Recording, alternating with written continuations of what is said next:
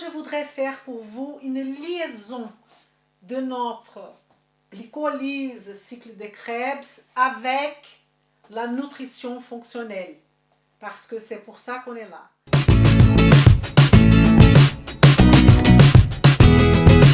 Vem comigo! Que n'importe votre métier, si vous êtes médecin, dentiste, coach sportif, naturopathe, chiropracteur, ostéopathe, chacun dans son domaine, il faut absolument que vous mettez ça en pratique. Mais je vais vous montrer le rapport. On va commencer ici par remarquer, observer bien cette molécule. Elle est constituée de 1, 2, 3, 4 carbones. On va voir ici un acide carboxylique, en bas aussi. Ça, c'est le tartrate. Tartrate, c'est le métabolite de champignons Candida albicans.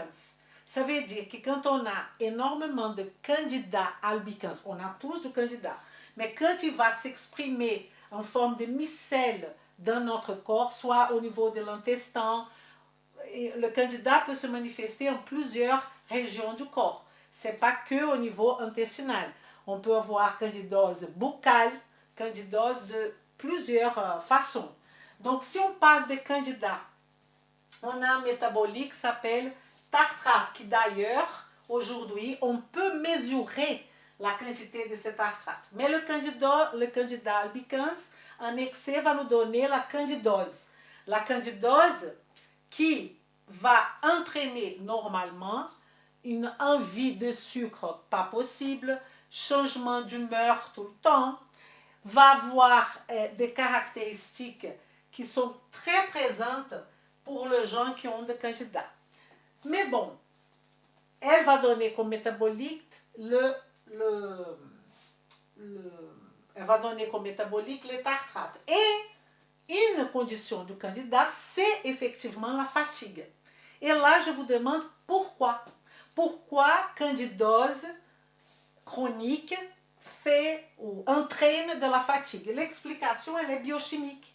Parce qu'on a le tartrate qui est là. Si vous regardez le malate qui fait partie du cycle de Krebs, regardez les structures du malate et les structures du tartrate. Il y a un oxygène de différence, c'est tout.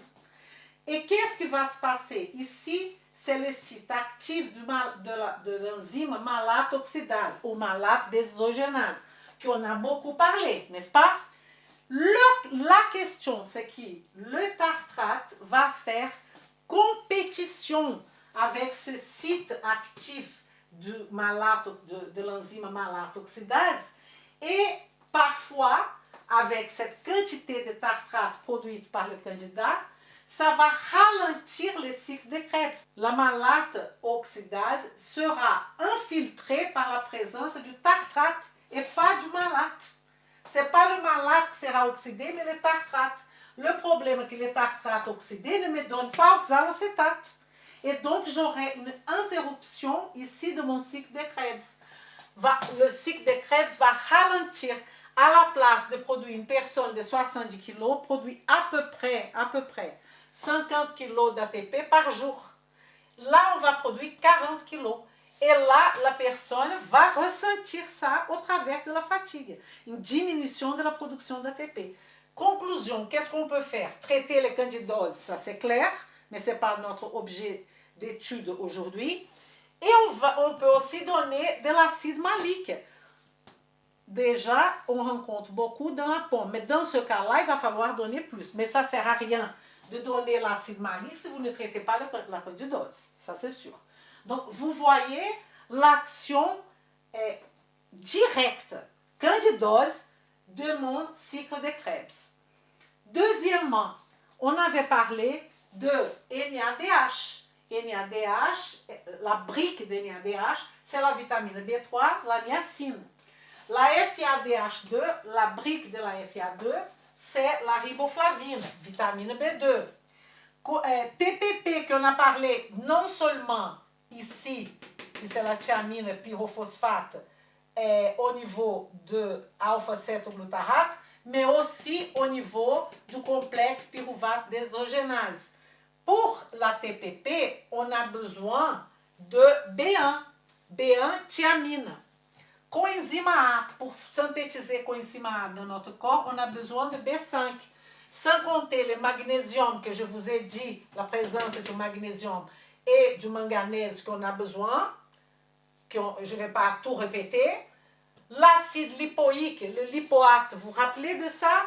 Lipoate qui va constituer notre édifice protéiné, non seulement pour les complexes alpha-7 glutarate synthase, mais aussi pour notre complexe pyruvate deshydrogénase. On a besoin, et j'ai mis à peu près la quantité qu'on utilise, 300 mg par jour.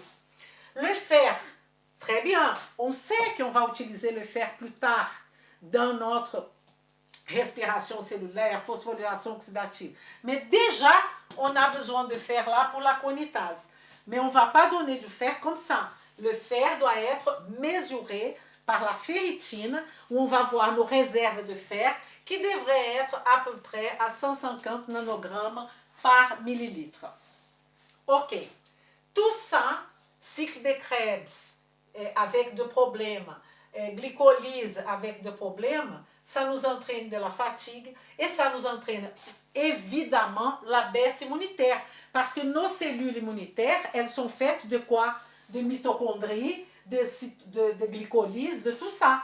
Et donc, on va transporter ça en lymphocyte B, en lymphocyte T, en neutrophile, en macrophage. Toutes les cellules sont concernées. Toutes les cellules. La seule cellule qui n'est pas trop concernée parce qu'elle n'a pas de mitochondries sont les globules rouges. Mais elle fait de la glycolyse quand même. Donc, ce que je voudrais vous dire, c'est que ça peut amener des infections, la baisse immunitaire. Et je vous explique pourquoi. Donc, des infections, on est en plein moment de parler du virus. Et ce virus, coronavirus, la grande question, c'est effectivement la baisse immunitaire. Infection, inflammation, tous les ites, sinusite, otite, tous les ites. Maladies de civilisation, diabète, obésité, tout ça. Donc, on est bien ici de ce qu'on appelle cancer. Parce que quand on parle de cycle de Krebs, on parle de mitochondrie. Et si on parle de mitochondrie, on est dans la médecine mitochondriale. Donc, tout ce qui va concerner la mitochondrie, et là, il faut un cours pour la mitochondrie, qu'on aura bientôt. Bientôt, il y a énormément de choses à faire. Mais la médecine mitochondriale, la nutrition fonctionnelle, elle est liée à ça. Je vais toujours donner un exemple en tant que chirurgien dentiste, parce que ça, c'était mon métier, et donc, ça va vous parler aussi.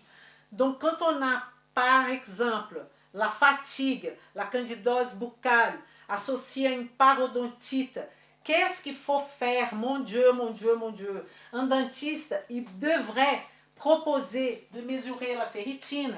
Ah, mais la ferritine, je ne peux pas proposer parce que n'est pas payé, là je parle en France, par la sécurité sociale. Et alors, il faut donner au patient la responsabilité de sa santé. C'est comme ça qu'on avance.